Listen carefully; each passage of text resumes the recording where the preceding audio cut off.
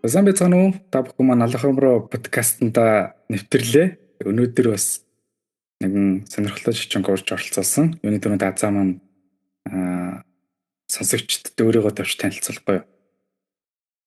За сайн мэцхан уу намайг Адтэй гэдэг. За доороолээ бизнес эрхлэгч гэдэг ингээд талтай явж байгаа. Яг үндсэн мэргэжил маань бол англи багш орчуулагч мэргэжилтэй юм хүн байна. Баярлалаа. Тэгэхээр Азаагаасаа өнөөдөр бид хоёр ийм гарааны бизнесийн талаар ярилцъя гэж бодсон. Тэгээд хамгийн ихний асуулт яг одоо өөрийнхөө эрхэлж байгаа гарааны бизнесийг ер нь яг яаж эхэлсэн бэ? Яг юунаас сэтэл аваад одоо энэ бизнесээ эхлүүлэе гэж ботсон бэ? За. За би чинь болохоор яг 2021 оны ковидын үеэр бизнесийг эхлүүлж исэн. Тэгээд тухайн үед болохоор яг нөгөө гэртээ айгүй их цагийг өнгөрөөд харж хөгжөө өөддөм байна. Өөд хараа янз бүрийн юмыг бас тийм байна тий. Өөдөгаа тайлбараад бараг одоо юу хийх вэ энэ хугацаанд энэ төргээд. Тэгээд тухайн үед яг хуу би өөрөө нөгөө нүүр бодолт тий гоо сайхан сонирхолтой байсан. Дээрээс нь бас өөр ингэсэн бизнес эхлүүлэхийг угаасаа ингээд айл одоо 10 жилээсээ тий дунд ангиасаа ч юм уу бодоо явж байсан. За тэгээ ковидын үеэр ерөнхийдөө бол за ер нь одоо гоо сайхны чиглэлээр өөр ингэсэн брендийг үүсгэж бий болгож болох юм байна гэж ингэж ойлгож гарч аваад тэгээ тэрнийхээ дагуу зарим төлөвлөгөө зорилгоудтэй судалгаануудаа ингээд бэлэн болгоод за тэгээл ерөөсөө айгүй хурдан эхэлсэн. Би нэг тийм удаан бодоод ингээ хадгалаад яваад байхгүй ерөөсөө тэгээл айгүй богино хугацаанд айгүй болоод өнгөрцөн. Гэс ингээл бараа материалаа татаад тэгээл ерөөсөө туршиж үзээл хийгээл тэгээл борлуулаад эхэлсэн. Яг ковидын яг үл хорой бол нэлээд зөөлрсөн. Гэхдээ бас нөгөө стил зарим хүмүүс маск өмсдөг дээрээ байх үед юм ял эхлүүлж байсан. Тэгээд тухайн үед яг л Facebook дээр пост хийгээл Instagram нэгээл тэгэл онлайн захиалга аваад нэг юм байдалтай анх эхлүүлж байсан. Ерөөсөө маш түргэн одоо шийдэгдэж явсан процесс шүү дээ, тий? Нэг тийж удаан төлөвлөгөө ерөөсөө үйлдэл болохгүй байгаагүй байна, тийм үү? Тийм, ер нь айгүй хурдан. Энэ ер нь бизнесээ эхлүүлэхэд хамгийн хэцүү одоо асуудал бэрхшээл юм уу? Тэр нь юу байсан бэ? Ер нь бол хамгийн бэрхшээл нь би өөрөө байсан баха. Яг ингээд яг мэдээж богино хугацаанд ихсэн ч гэсэндээ нэг хүн чинь ингээд амар их юм бодно шүү дээ. За хүн авахгүй бол яах юм? Одоо нэг эхлүүлж байгаа нэг тодорхой хэмжээний хөрөнгө байгаа тийм. Миний одоо өөрөө хоримтлуулсан мөнгө маань байгаа шүү дээ. Тэрийг одоо ингээд шал хэрэггүй ингээд үрсэн болох үү дээ гэж бодно. За тэгээл эргээгээл нөгөө бүтээгдэхүүн өөрөө бий болгоод худалдаалагч байгаа тохиолдолд нөгөө хүнд таалагдах уугүй юу гээл те. Одоо надад гоё ялла гэж бусад хүмүүст гоё гэсэн үг биш учраас бас тэрэн дээр нилээ ингээд тийм. Тэгээ дээрэс нь яг ер нь бол юмыг эхлүүлэх чинь бас ингээд жоохон дарамттай байдаг учраас ихэд бол өөрөө л ингээл байж болохгүй хамаг юмнуудаа жоохон ингээл бодоол ингээл явж исэн. Өөрөөр бол нэг тийм асуудалтай чиргүү бүрийн цаад бэрхшээл бол эндээ бол байгаа. Зарим хүмүүс маань ер нь сонирхож байгаа. Азаа яг юуны гарааны бизнес эрхэлдэг вэ гэж сонсогчтой бас дэлгэрүүлж тайлбарлах юм бол яг энэ төрлөөр одоо дагнадгаа гэдэг хэлэх юм бол илүү бизнесийн талаар юм дэлгэрүүлж ярих гэж байна л та. За би болохоор уруулан өнгөлөгч хэлмэд одоо гоо сайхны бүтээгдэхүүнүүдийг өөрөө яг Монголда үйлдвэрлээд бий болгоод худалдаанд гаргадаг байгаа. Тэгэд ер нь бол одоохондоо онлайн дэлгүүрээр вебсайтаар захиалга аваад маш цөөн тоогоор ерөнхийдөө бараг захиалгын дагуу ингээд гаргаад явж байгаа. Тэгээ энэ яг онцлог нь одоо юу байна вэ гэхлээр бусад одоо нөгөө том компаниуд чинь mass production гэдэг хэдэн 100 мянгаар нэг дор үйлдвэрлэл явж байгаа шүү дээ. Тэгээ тэрийг олон улс руу экспортлдог нэг бүтээгдэхүүнийг борлуулах дундаж хугацаанд ингээд дундаж гэдэг ерөөхдөө бол 2-3 жил байх боломжтой учраас тэр хугацаанд ингээд чанараа алдахгүй байхын тулд хадгалагч, нөөцлөгч бодис их хийдэг байхгүй. Тэгэхээр одоо манай одоо онцлог нь гэх юм бол тэгж нөгөө олноор нь хийгээл олон жил худалдаалах юм процесс яваад авах учраас хадгалах, нөөшлөх тэр нөгөө олон бодисууд нь байхгүй болчихж байгаа гэсэн. Тэгэхээр арай илүү хүний биед эрүүл мэндэд дээлтэй уруулан хөлөгч гоо сахны бүтээгдэхүүн бий болж байгаа. Тэгээд ерөөхдөө бол хөхөд эмэгтэйчүүдтэй гоё уруулын чигширлэх, зөөлрүүлэхтэй тийм бүтээгдэхүүн гаргаж байна. За. Ямар гоё юм бэ те. Энэ замыг сонгож юм энэ бизнесийг хийхэд эхлүүлэхэд гэх юм уу те. Ойр дотны хүмүүс ер нь найз нөхөд хүрээл хэрхэн яаж хүлээж авсан бэ? Мэдээж аягүй дэмжсэн.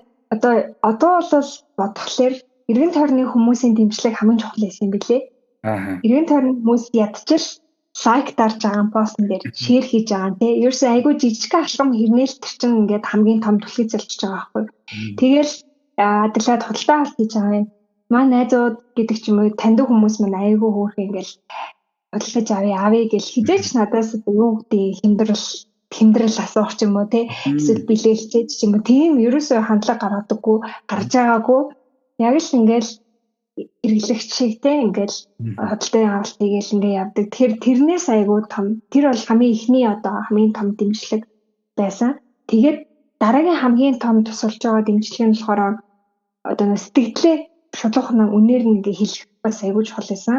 Надад бол миний найзууд миний оюутны ангийнхан ч юм уу яг ингээл энэ юм байна, тэрний юм байна.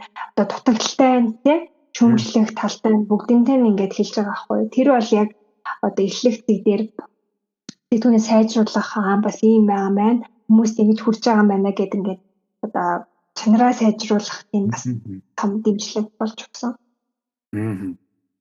Тэгэхээр хүрээллүүд нь айгүй мундаг санагдлаа. Яагаад гэвэл таньдаг гээд хямдруулахгүй байна гэдэг чинь Монголд бас нөгөө найз нөхөд гээд нэг хямдруулаад ах дүүс гээд хямдруулаад гэдэг нэг тийм нийтлэг нэг тийм талууд байдаг шүү дээ тий.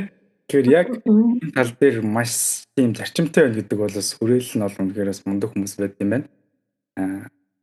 Ер нь гарааны бизнес эхлээд явж байхад ихэнх хүмүүс аюу сайхнаар төсөөлөд байдаг л та.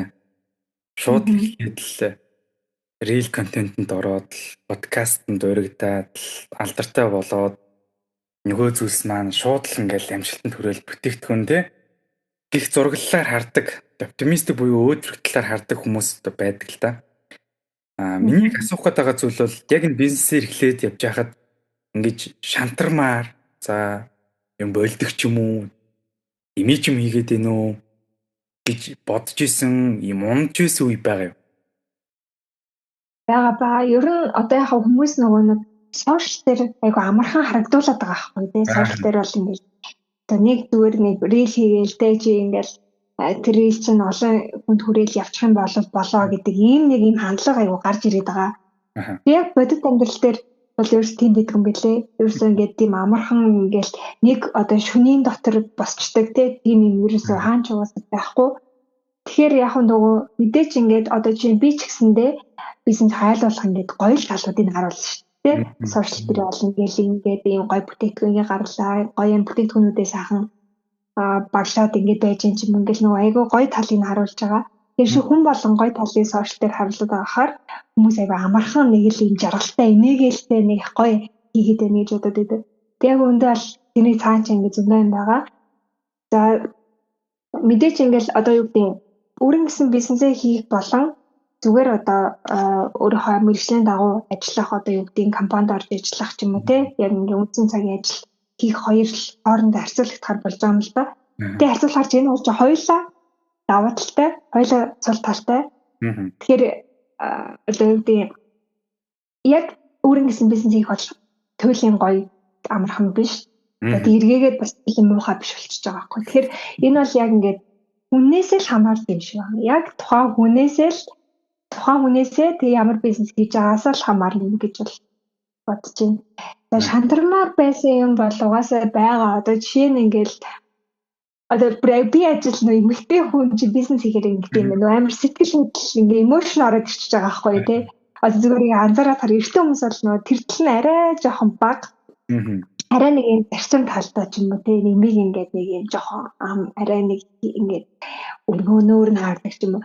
Одоо би чинь миний савлгаан дээр ингээд нэг нөгөө нэр маань байгаа штэ те лого ингээд байгаа. Тэр логогоо би ингээд өөрчлөх гээд одоо материалыг юм уу ингээд өөрчлөнгүүд тэр нь ингээд амархан хуулардаг болцдог ч юм уу тий.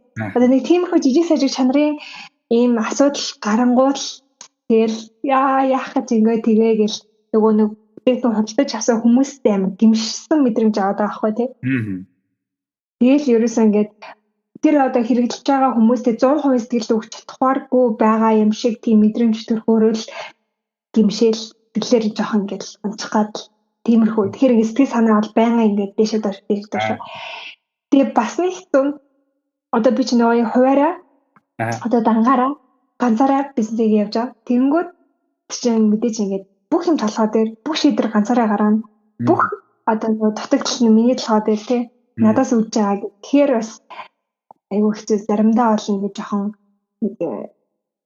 нэг юм ачаа ихтэй ингээд нэг яа за бэлэг нэг ядарсан мэдрэмж бол үе үе төрдөг.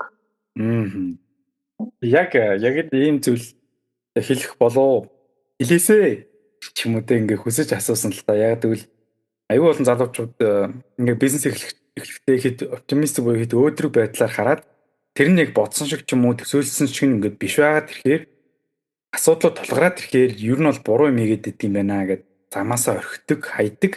Учираас яг энэ зовлон юм уу те энэ асуудлыг мэддэг явж байгаа хүнээс яг энэ асуултыг бас асуух хэрэгтэй байсан болоо гэж бодсон. Дараагийн асуулт бол залуучууд юу нэг ингэдэг л да. Монголд бизнес эрхлэх маш хэцүү. Ер нь бол боломжгүй татвар төлөөс гээд ер нь их асуудлууд ингэж гаргаж ирж ярьдаг. Энэ тал дээр ер нь Монгол бизнес эрхлэхэд яг ямар вэ? За тэгээ ер нь одоо асуудал одоо ингээл зүгээр прас ингээл үзэхэд тий түрээ асуулт бичиг баримт. За тэгээ дээрэс нь одоо түрээсийн одоо хэрвээ ингээд түрээсийн газар талбай дэлгүүр хэрэгтэй болвол тэрний үнэ нь гин тогтсон өсдөг ч юм уу тий. Гихэнт дээр ер нь бол төвхтэй штэ. Гэхдээ одоо нэг миний бодлоор бол бизнес хийх хэцүү. Гэхдээ бас ирээгээд бизнес хийхгүйгээр зөвхөн ингээд нэг ажиллаа хийгээд насаараа хийгээд явах бас хэцүү. Тэгээ аль нь хэцүү. Тэгэхээр яг үнэхээр хэрвээ танд те нэгэнд бүр яг дурлаад бүр энийг хиймээр байна гэсэн зүйл байхгүйгээр зүгээр нэг амархан аргаар мөнгө олъё гэдэг сэтгэлгээгээр бизнес хийн гэх юм бол тэр айгүй буруу санагдаад байхгүй. Үнэхээр яг өөрт нь хайртай бүр дурлаад нэг те тэрийг хийхээрээ ингээд нэг юм сэтгэл ханамжтай нэг юм гоё амьд мэдрэгддэг ч юм уу. Тийм байгаа тохиолдолд тэрийг бизнес болгоод ингээд явсан бол дээрээдэг ах гэж бодож байна. Тэгээ яг хуу түрүү нөгөө ярьж байна те бизнес ингээд дундаас нь архдаг гэд. Яг миний хувьд бол дундаас нь архих бас зүгээр гэж боддог байхгүй. Заавал ингээд үргэлжлүүлээл тэгээ ингээд бас шаардлагагүй байдаг ах. Зарим зүйл бас нэг бүтэх зүйл, бүтэхгүй зүйл гэж байгаа. Тэгэхээр үнэхээр бас явахааргүй байвал бас болсондоо бол шийдвэр гаргаж бас чадах нь зөв байх. Тийм. Ер нь бол хизээ одоо орхиж чаддгаа мэдэх хэрэгтэй л гэдэг шүү дээ. Бас үнэхээр яг ээж бас аюу хэцүүтэй яг би яг ингээд дундаас нь шандрах гад байна уу эсвэл үнэхээр энэ бүтггүй буруу одоо шийдвэр байгаад би өөр юм руу орох уу гэдэг энэ хоёрыг ялгах юм ухаанлаатай. Наач аюу хэцүүтэй шүү дээ. Яг зүйтэй. Ялгах чухал. Энэ бизнесээ эрхлээд явж байхдаа хамгийн том гаргасан алдаа юм уу эсвэл үүнээс цааш авсан хамгийн том сургамж чи юу байсан бэ? Энэ гарааны бизнесээ эрхлээд явж байгаа. Би яг нөгөө нэг хэсэгтээ айгүй бараа тасалчдаг гэсэн баггүй. Яг нэг бүтээгдэхүүн материал дутаад яг ингээд дундуур нь дуустан гээд тэгээд би нэлээд олон удаа яг ингээд бүтээгдэхүүний одоо нөгөө баримжаагаа бүр авах гэх юм уу те. Одоо нэг 10 юм хийсэн байхад нөгөө 10-гээс дарагдаад надаас дахиад зөндөө олон тэрийг авах гэдэг шүү дээ. Тэгээд тэр үед надад материал нь байхгүй би бэлэн байгаагүй гээсээ болоод одоо нөгөө авах гэсэн бүх захиалгууд ингээд байхгүй болчихж байгаа. Тэр нөгөө нэг яг бизнес би нөгөө өөрөө мэргэжлийн одоо бизнес удирдлагаар ч юм уу ингээд сураагүй учраас тиймэрхүү нөгөө нөөцийн удирдлага ч юм уу асуудлууд бас байсан. Тэгээд бас яг өөрөө ганцаараа хийх дутагдал нь бас тэр юм билээ. Нөгөө бүх юмыг анзаараад анхаарад зөв тооцоолоод авах хэцүү.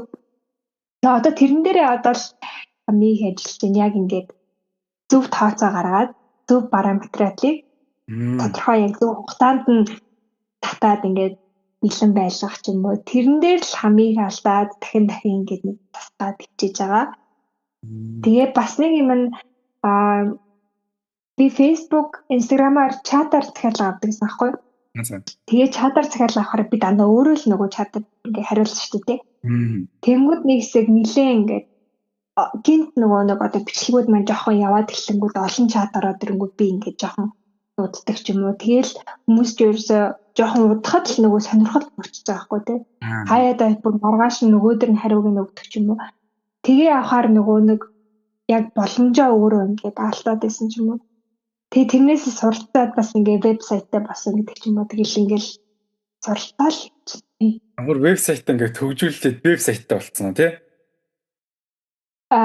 Монгол нэгэн Монгол ийм вебсайт хөгжүүлж өгдөг платформоор вебсайт бий болсон тий.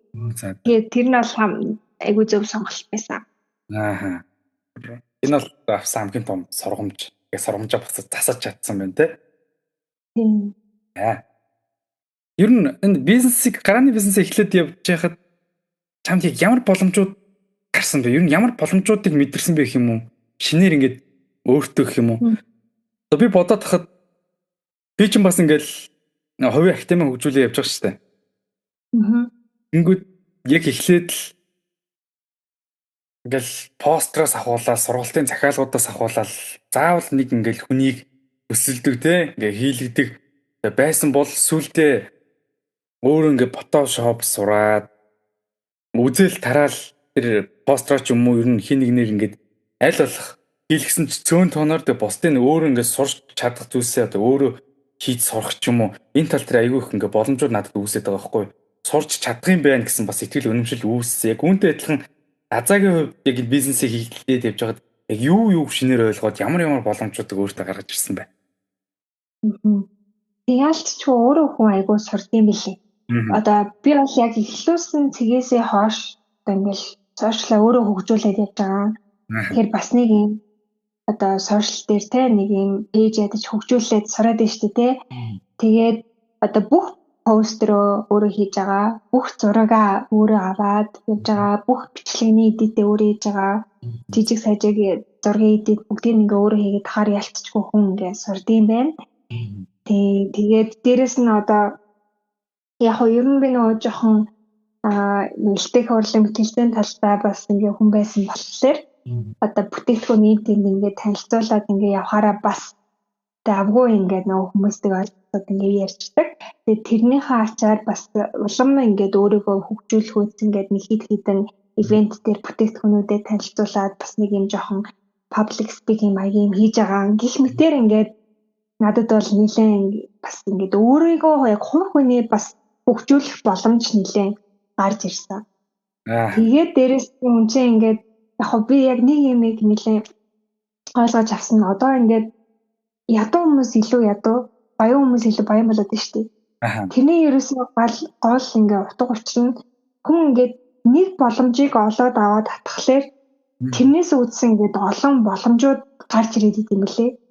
Одоо юу гэдэг би нэг том боломж хүлээгээ суугаад байхгүй те нэг олон боломж надад гарч ирэх хүлээгээ суугаад байхгүйгээр нэг жижигхэн боломжоо ингээд атгахчаар ашиглаж чадчихаар тэрнээс үүдээд ингээд боломжууд томроод явд юм байна. Тийм болохоор амжилтанд хүрсэн хүмүүс улам л дэшгээ яваад идэм байна. Гэтэл бид нар болохоор нэг жоохон жижиг сажиг нэг бараг яад ингээд тоохгүй те нэг том юм бодоод ингээд яваад идэх юм уу. Тэр бол бас буруу юм байна гэж бодсон. Ер нь яг нэг юм одоо бизнес эхлүүлээгүй бий болон эхлүүлсний дараах бий бол нэг жоохон үзэл бодлын хувьч дээр бүх хүнийхээ хувьч дээр ер нь жоохон өгч чадж байгаа гэж бас бодож байгаа. Эндээ бас ууштай. Мок нь бол бас үнэхээр зөв гоё хүнд урам зориг өгмөр лог байлаа. Сая яриг тасалсан уу яа за? Үгүй болсон. За. Азаа маань гэдэг төрөнд тэгээдсэн элтэг урлаг мэтгэлцээний салбарт бас азаага таньдаг учраас дотномчлоод азаа маань гэж яриад байгаа хүмүүс бас гайхаж магадгүй. Тэгээ дараагийн асуулт одоо хэрвээ чи ямарваа нэгэн бизнесийг те ирээдүйд штэ. Ихээр болох юм бол юуны бизнесийг одоо ямар бизнесийг илүү сонгож авна гэж бодож байна. Энийгээ хөгжүүлэх үү эсвэл өөр энэ бизнес чинь бас ийм байсан байна гэж бодох уу эсвэл ер нь бизнес өөр хүнд өөрт нь л байдаг юм болоо тэр хөгжүүлэлт нь юу гэж бодож байна. Яг хоо цаг үеэ одоо зөвхөн цаг үеэ дагах юм бол тэ нөгөө нийтийн чиг хандлагыг дагах юм бол би бол арай жоохон одоо програм IT талдаа энэ бизнес хийхийг илүү бодох байсан баха. Тэгээ яг тэрнэр бас нэг юм надад бас одоо эхлүүлэхгээл яваад байгаа. Нэг процесс яваад байгаа. Тиймхүү тэрийг арай хэлэхгүй байж. Гэхдээ цаг үеийг дагаж бизнес хийх бол бас одоо юу гэдэг өөртөөгөө бас өөрийнхөө сонирхолтой уялдуулахгүй болол одоо нэг сая түрүү хэлсэнчлэн зөвхөн мөнгө хараад явхаар ер нь л юм бол нэг бүтцгүй байна л гэж бодод байгаа. Зөвхөн энэ ашигтай юм байна. Одоо шинэ ресторан тий хоолны чиглэлийн бизнес бол аюу ашигтай нь үнэн шүү дээ тий.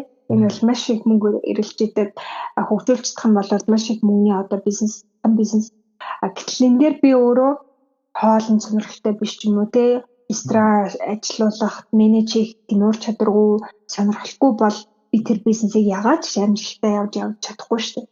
Тэгэхээр бас хүний сонирхол бас нэг өгдөл ур чадвар гэдэг юм бас чухал хаа. Тэгэхээр хүн өөрийнхөө юу дуртай, юуг хүсэж байна, би юу чадах вэ, би юуг хийвэл одоо энэ чинь нэг зур хийх гэж байгаа хобби биш шүү дээ. Нэг сар 2 сар хийгээ хайчихгүй шүү дээ. Одоо хэрэг үнэхээр бизнес хийж байгаа бол 1 жил, 2 жил, 3 жил, 10 жил хийхэд би эндээс одоо юу гэдэг нэг юм таашаад гоё мэдрэмжийг авсаар байх юм юу илээ гэж бас харах хэрэгтэй юм шиг байна. За баярлалаа. Яг зөв шүү.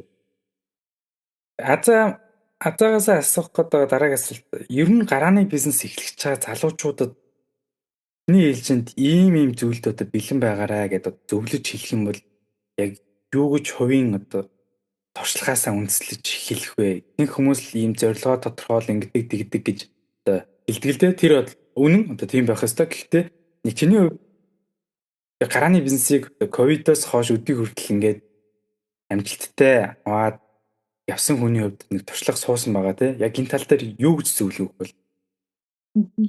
Би ч одоо зөвлөгөө энэ төр хөөсөж жоохон айдэн штэ. Одоо би чинь юу илээ те би ч одоо ямар хэм билээ. Яг хөө зүгээр би бол одоо тийм амар мундаг ингээл бизнесийг барьчаал те ингээл зөвлөгөө өгөөл тавны ингээд ахаар бол төвшөнд очиагүй байгаа.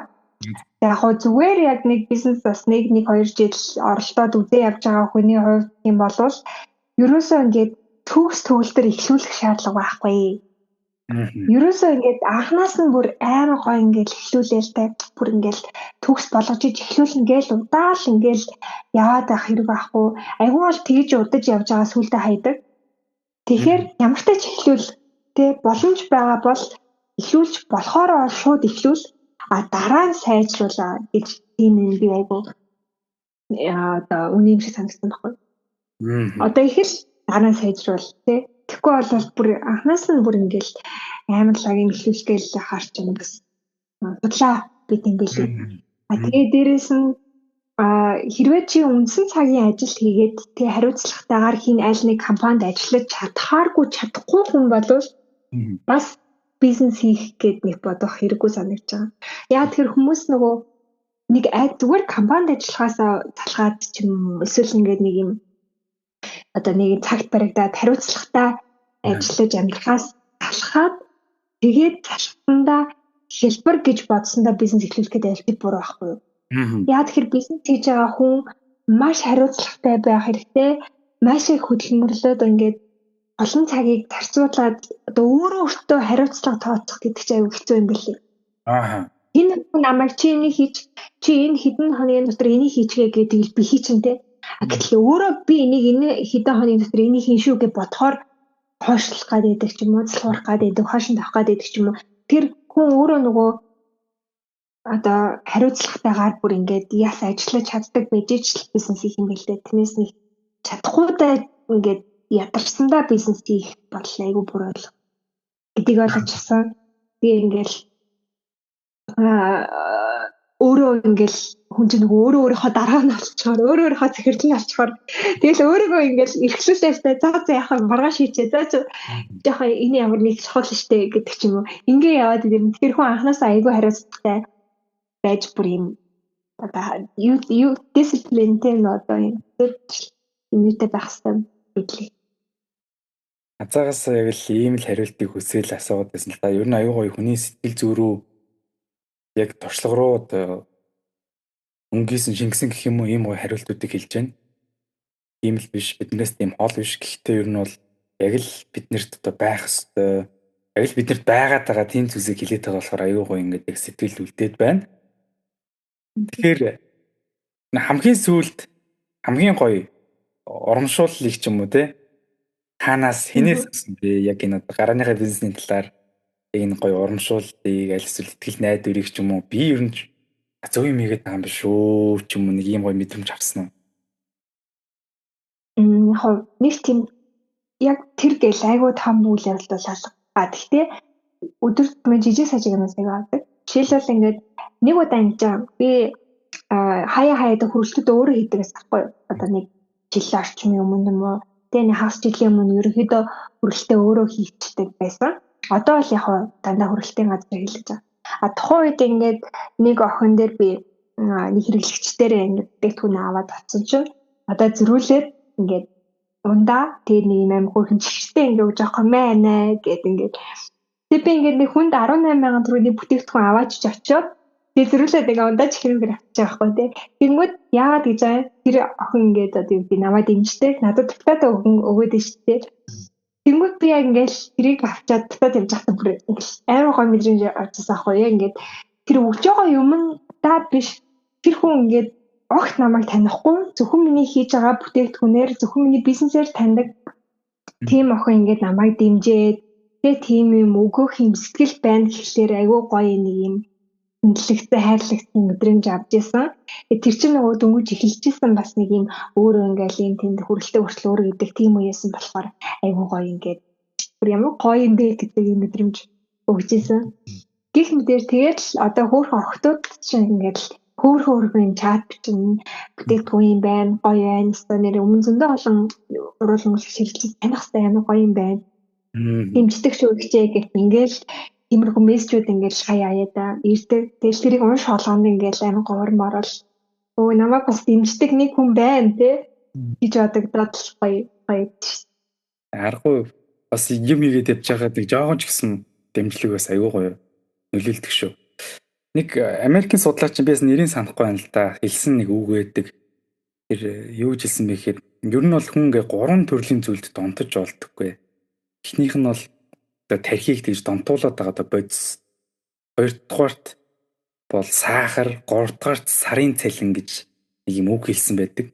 Тэгэхээр иймэрхүү мотивацаар муу альсвал сэтлэр сэтэлжээд чиний дөрөвний хэлсэн шиг цагийн ажилласаа гараад тэгээ бизнес эрхлэх гээд бас чадахгүй буцаж дампуураад ингээд бүр нэг яг хаашаа орохоо мэдэхгүй болсон юм нэг төөрөгдөлт болсон орцсон ингээд залуучууд зан тэнгүүд яг иймэрхүү одоо хүмүүст ч юм уу те бизнесийг яг зөвөр ойлгох альсвал бизнесийг зөвөр таних хүлээж авах талаас нь хандж хэлэхэд юу гэж хэлэх вэ за? Сая тэр сарын цалин гэдэг бол бас ялцчихгүй үний юм билээ. Яг би нөө өмнө би ч одоо шууд бизнес рүүгээ ороогүй бас ажил хийжсэн. Би чинь бүр 9 дугаар ангида нэг цагаан олны ийм ресторанд гал тогоонд нугаагч бэлтгэгч энэ төр хийжсэн байхгүй. Тэгээд тухайн үед би яг ээжээс ингээ гуугаад би ажил хийж үзмээр байна. Тэгээд манай ээж яах гэдэг юм чи гэдэг. Тэгээд би ингээд ядаж 1 сар ажил хийж үзье гэдэг. Тэгээд би ингээ 3 сар агаад нэг таньдаг хичээхэндээ ингээд ажиллах газарт ингээ ажил хийжсэн. За тэгээ бас ингээд сургуулаа төгсөөгүй 4-р курс ахта би ажилд ороод үндсэн цагийн ингээд 8-аас оройн 5 хүртэл ажил ингээд давхар хийгээ хажуугаар сургууль руу авч хичээлдээ суудмгаад явсан. За бизнес ихснийхаа дараа дундуур нь бас би мэргэжлэрээ яг сургуульд ингээд 2 жил ажилласан. Тэгээд тэр хугацаанд бизнесээ жоох ингээд цогцон байдалтай болгоод тэгээд дунд нь жоо тасарсан байгаа. Тэгээ ингээ хийжсэн. Тэгээ ингээ тарцуулангууд би яг ингээ нөгөө цалин авдаг байх үедээ цалингаа авахаараа шууд тэр цалингаа үрэх талаараа боддог. Одоо хүмүүсийг хараад хараад тийм бодох байхгүй. За мөнгөө юунд өрөх вэ гэж боддог. За цалингаа юунд өрөх үү гэд авахаасаа өмнө баахан өрөх юмудаа ингэ бодсон тий. Тэгэл ерөөсө тэр мөнгийг би ингээд үрээд дуусгах юм ингээд нэг юм зорилготой болчих жоохгүй тий. Тэнгүүд ингээд цалин буухаар шууд нэг батлаачдаг. Цалин буухаар нэг зүг авчдаг ч юм уу тий. Ингээд шууд ерөөсөө л тэр мөнгийг би үрэх юм одоо нэг юм баг кодлогдсон юм шиг болчихсон байгаа байхгүй. Тэр үед би айгүй ингээд үргэлжлэн ингээд янз бүрийн хувц сонор өөртөө ингээд гэсэн юм авчдаг. Одоо бизнес хийж байгаа үед чи тийм байхгүй. Нэг бодлын айгүй хэвтэр. Нэг бодлын ингээд мөнгөө өөрч чадахгүй. Ерөөсөө ингээд нэг өгсөн цөөх мөнх хоцсонтой за яах дараа болчих. За энэ ч нэг хэрэгтэй ч штэ гэд нэг ийм хандлагатай яг тэр нь бас санхүүгийн яг бодлоо бодол эрэг байгаад байгаа юм тий. Тэг ингээд хүн харахад ингээд нэг юм авч махгүй тий нэг тиймэрхүү ч юм. Тэр ингээ харахаар ерөөсөө одоо нөгөө ажил хийж байгаа үед бол бид нар мөнгөний үн цэнийг жоохон ингээд одоо юу гэдэг хөдөлмөрсөн би энийг олсон юм чинь өрнөж гэдэг юм эсвэл нөгөө дараад нь тэр мөнгийг өөрөөр нөгөө зөкстөө хэрэглэх юм төлөвлөгөө одоо нэг дал байхгүй байх юм бол ерөөсөө цалингаа авлаа шууд ингээд тэр дор нь үрдэг юм уу. Тийм хоёр айгу бас дөрөв байдаг юм. Бизнес хийж байгаа хүнд бол тэгж мөнгөө үрээд хаяа хэвчээ шүү дээ. Нөгөө эргээгээл чи эргэлтэй өрн байх хэвээр эргээд юма бараа материал авах мөнгө байх хэвээр ингээд явчихдаг. За тэгэхээр ер нь яг хүн ингээд заавал бизнес хийх албагүй. Заавал ингээд нэг өөрийнхөө нэг бизнес эхлүүлэл ингээд тэрбэрээ мөнгө олох байхгүй. Хэдий ингээд ажил хийж байгаа аль нэг компанид албан газар ажиллаж байгаа ч бас энийг бодоод цалингаа би чи яадаг лээ. Тэгэл аваад тэр дор нь өрөө тусгаад тахаар яаж байгаа лээ. Өөрөөр яаж тэр мөнгөө одоо эргээгээд өсгөх ч юм уу хөрөнгөлүүлэх боломж байгаа л гэдгийг харах хэрэгтэй юм шиг санагдсан. Тэгээ хэрвээ үнэхээр бизнес хийж бодож байгаа бол хамгийн эхлээл чи юу чадах вэ? Эрийгээ л харах хэрэгтэй. Тэгэхгүй ингээд шулуугаа хэлэхэд өөрийнхөө чадахгүй юм хийгээд яваад байвал уус бүтггүй шүү дээ. За яг үнэхээр жоохон тэрийг хийгээ сурах одоо нэг суурьтай ч юм уу нэг тийм бас байвал байж болж байгаа. Тэрнээс биш ингээд зүгээр хүмүүсийг аялтан дагаад энэ хүн ингээд онлайн бизнес хийгээд байна. Энэ хүн ингээд бараа оруулж ирээ бичлэг хийгээ мөнгө олоод байна. Би тэгэхээр тгий гэж нэг ямар ч хамаагүй нэг ингээд бүтээгдэхүүн баха урдаас оруулаад ирдэг ч юм уу те. Тэр бол утгагүй юм шиг санагдсан. Тэгээ дээрэс нь ер нь яг бизнес хийнэ гэж шийдсэн болвол хэдэн ном уншчихад зүгээр санагдсан. Яг одоо нөгөө хаалтлогоогоор ч юм уу эсвэл зүгээр нэг сошиал дээр нэг нэгэн хүн гээд бичлэгээр яриад байгаа эрчмийг дагаад хийхгүйгээр бас нэг жохон энэ талын мэдлэгтэй болох ном ядчил YouTube бичлэгүүд юм уу үзчихэж бас эхлүүлвэл арай нэг юм зөв эхлүүлж чадах. Тэгэхгүй нөгөө хар ухаанаараа л нэг эхлүүлээд яваад байвал бас нөгөө нэг удаан явж чаддгүй юм шиг санагдсан. За баярлалаа. Иргэд бол подкаст маань энэ хүрээд баг өндөрлж байна. Тэгээд яг үнэн үгөө сайхан сонсогдох албагүй гэж нэг үг байдаг. Тэр бол яг үнэн. Таманаас өнөөдөр биднэрт харааны бизнесийн талаар өөрийгөө туршлах өнгөрсөн хугацаанд олж авсан мэдлэгийг яг нэг үгөө сайхан үннээр хуваалцсанд бол баярлалаа. Бас манай подкастын урилгыг хүлээж авч залуучууд маань шинэ саргууг мэдээллийг өөрийнхөө мэдрэмжийг туршлагыг хуваалцсанд баярлалаа. За бас подкастнда урьж оролцсон тий өөрийнхөө туршлагыг хуваалцах боломж олгосон ганцхан баярлалаа. За баярлалаа. Ингээд Аламхаараа подкастаараа дахин уулзцаая. Дараа дахин уулзцаая. Баяр таа. Баяр таа.